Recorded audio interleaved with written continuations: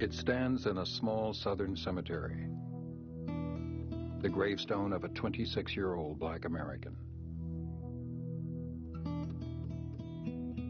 Jimmy was a symbol of something. That guns and bullets cannot destroy ideas.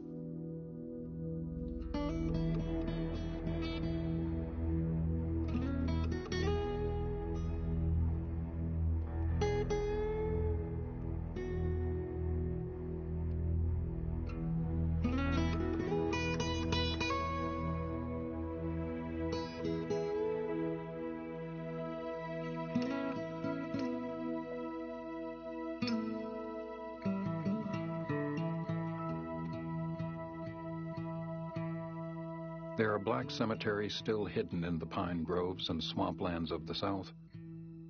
Reminders of 300 years of slavery and oppression, of forgotten gravestones, forgotten names.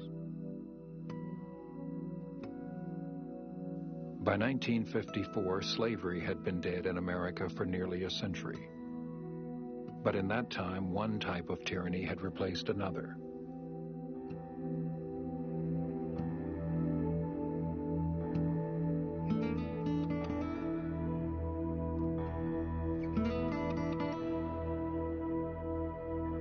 In the 1950s, the average income of an African American in Mississippi was $700 a year. Denied the vote, they had been written out of the political system. Denied an education, they had been left to do a white man's work at a black man's wages.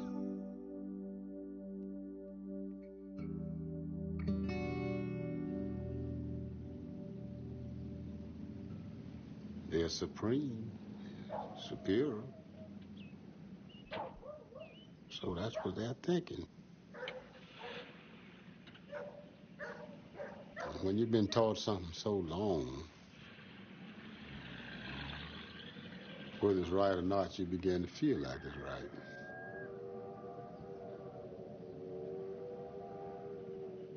In Money, Mississippi, in the summer of 1955, a 14-year-old black boy from Chicago bought candy in a store.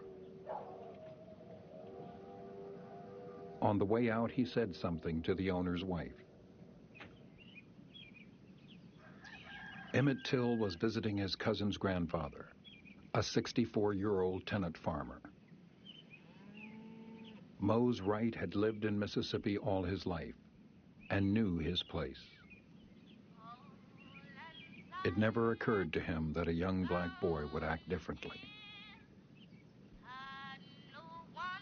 Looked like a youngster, be kind of mannish. Didn't know the custom of the South. Whispered at a white lady. Whistled at her.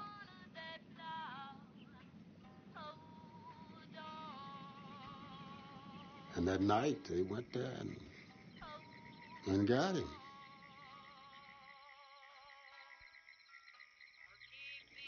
And took him out and killed him. And put weights on him, put him in the river.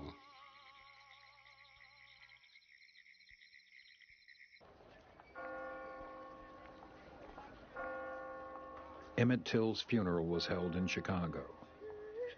At his mother's request, the coffin was left open for the world to see what they had done to her son.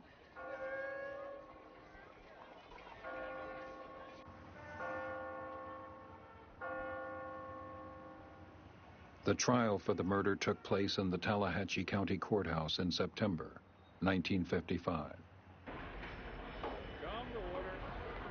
An all-white jury was selected. Blacks were confined to a separate corner of the room. The murderers were identified and later admitted kidnapping and beating and killing Till. But the white jury took just an hour to find Roy Bryant and his half-brother J.W. Milam not guilty.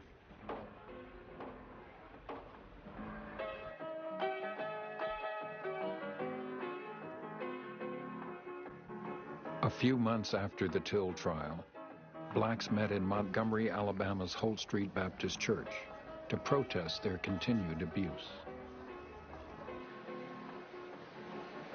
They were especially angered at what had happened a few days before. Rosa Parks, riding a city bus, had refused to give up her seat to a white man and had been arrested. Black people had been arrested before, even shot for less offenses to the city's segregation ordinances. But Rosa Parks was a well-known, respected figure in the black community, and her arrest ignited indignation.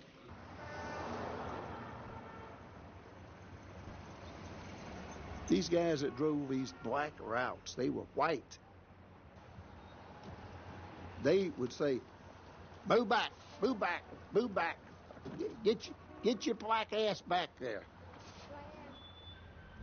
If you were sitting in the front of the bus, he made you get on the back, or either if you didn't get on the back, refuse, he would take you, put you in jail. And we are not wrong. We are not wrong in what we are doing. On December 5th, 1955, 26-year-old Martin Luther King was chosen to lead the bus boycott. If we are wrong, the Supreme Court of this nation is wrong.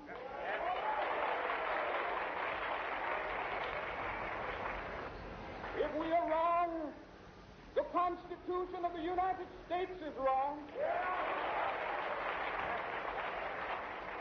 If we are wrong, God Almighty is wrong.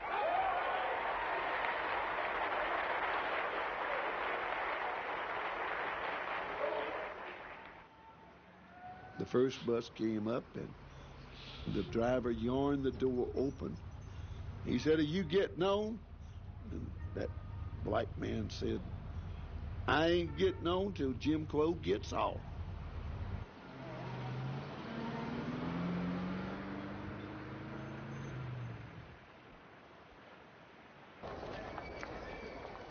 They walked and organized their own carpools and taxis.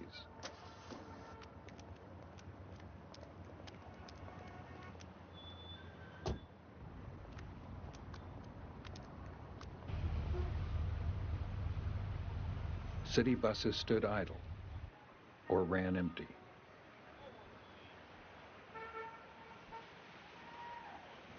We stayed on the bus 381 days. And that's a long time. On December 20th, 1956, U.S. Marshals served city officials with a federal court order banning bus segregation. The battle had been won. Citizens of Montgomery, Alabama will return to the buses on a non-segregated basis.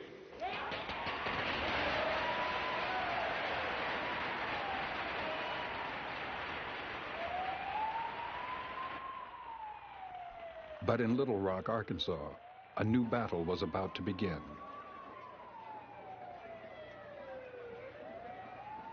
On September 4th, 1957, 3 years after the Supreme Court decision outlawing school segregation, the Arkansas National Guard and an angry mob stood between 9 black children and the all-white Little Rock Central High School.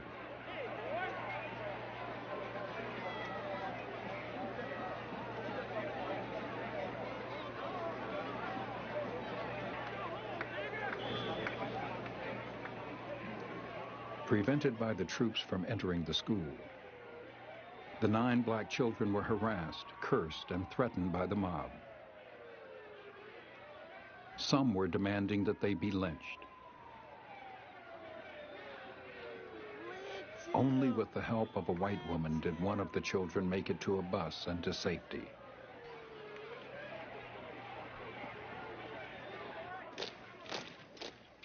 On September 25th, the 101st Airborne Division arrived to enforce the Supreme Court decision outlawing segregation in American public schools. We were gathered up at each of our houses by an Army station wagon. Jeeps in front and behind us, machine gun mounts, bayonets drawn. They assigned us each an individual paratrooper who was our personal guard.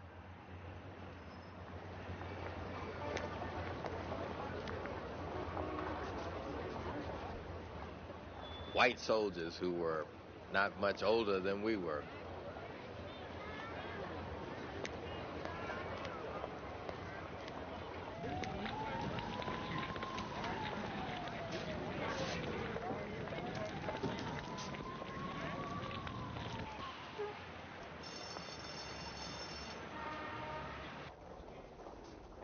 Every day was like going to war.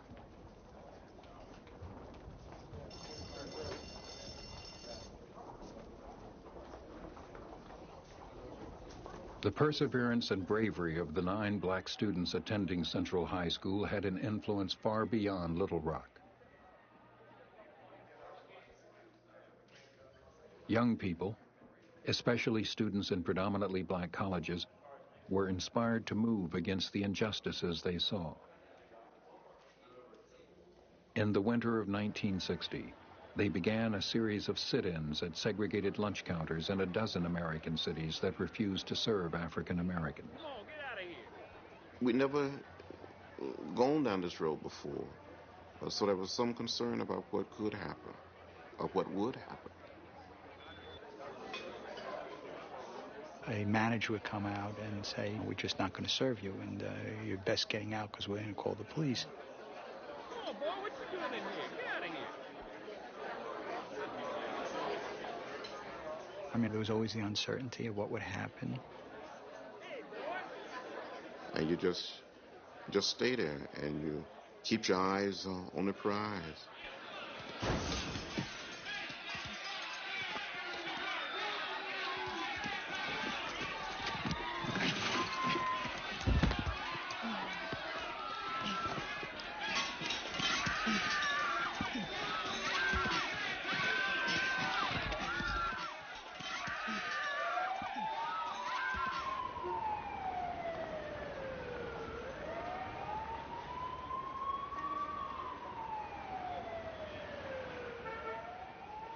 You feel the pain, but you don't become bitter.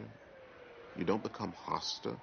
And you sort of lose yourself. You forget about your own circumstances, and you become involved in the circumstances of others. But we were committed to the philosophy and to the discipline of nonviolence.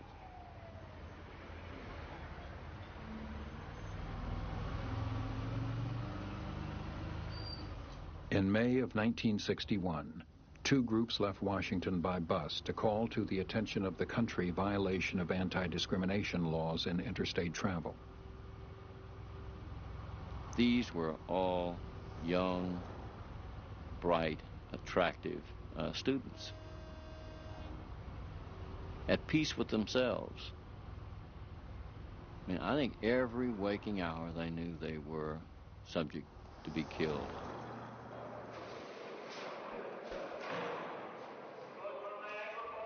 In Virginia and the Carolinas, they suffered intimidation. But now they were entering the Deep South. When we first heard that the Freedom Riders was coming through Alabama, of course, when they got to Anniston, the bus was surrounded, and while the bus was stopped, they punctured some of the tires. But then they Klansmen followed that bus. When it left Anniston with those Freedom Riders on it, they knew those tires were going flat. And they set the bus on fire.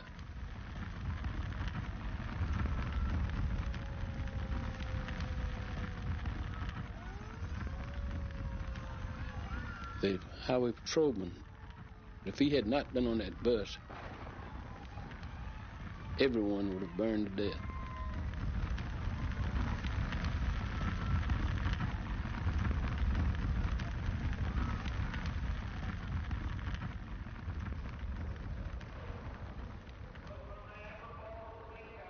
They were now informed that the riders of the second bus had been beaten by Klansmen in Birmingham. Proceeding from Birmingham, the riders had been assured protection to the Montgomery city limits by the state police.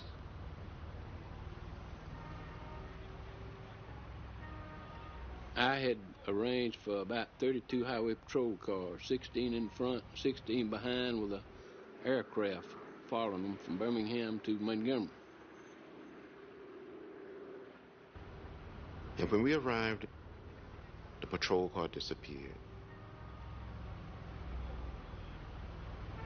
You just had the feeling that something was about to happen. Go home, nigger!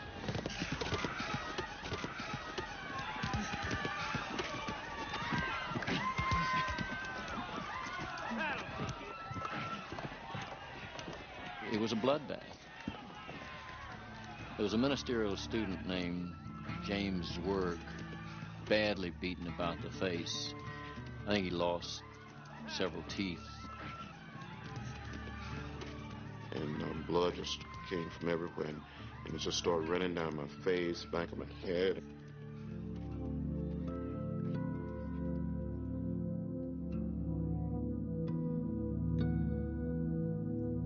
Our bodies became living witnesses to the cause of